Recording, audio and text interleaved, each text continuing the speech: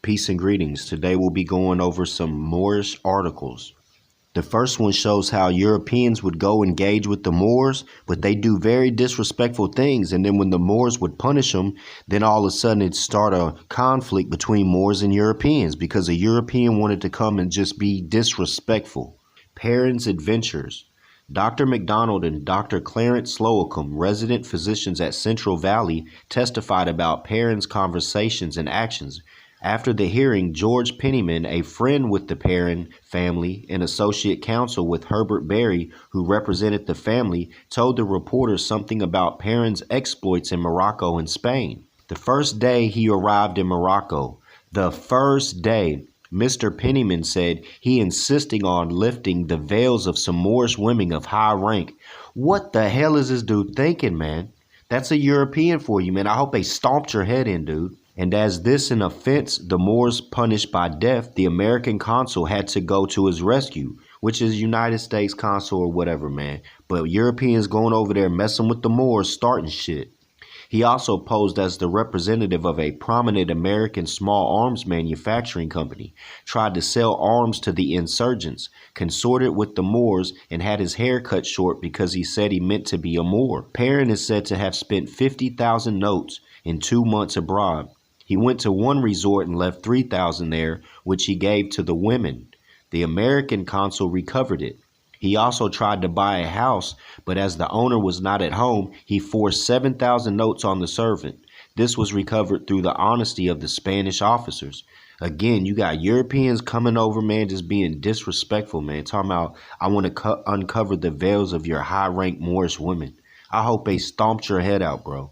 Next is Mohammedan priests with colonial troops, and it speaks about one of the oldest Moorish families, and they was siding with colonial troops, man, like the prophet said, chasing and straying after the gods of Europe.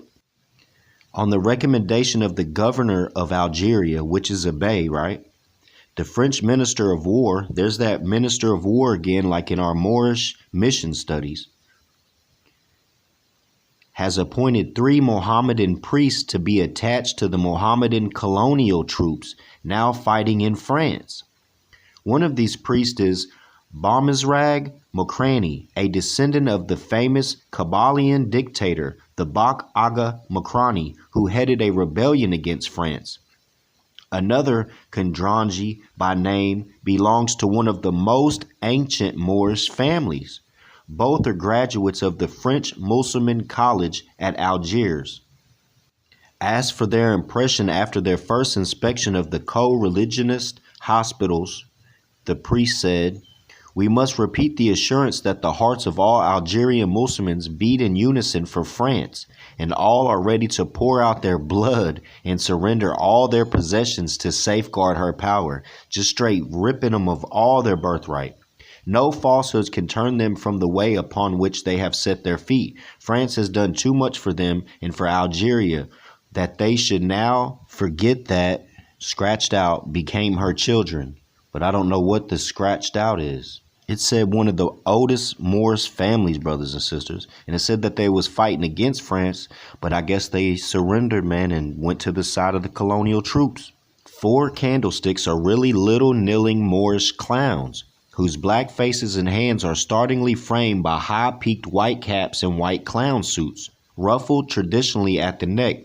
From black and white flower pots resting on their knees, tall black wax candles bloom into flame. And then it says 15 notes each.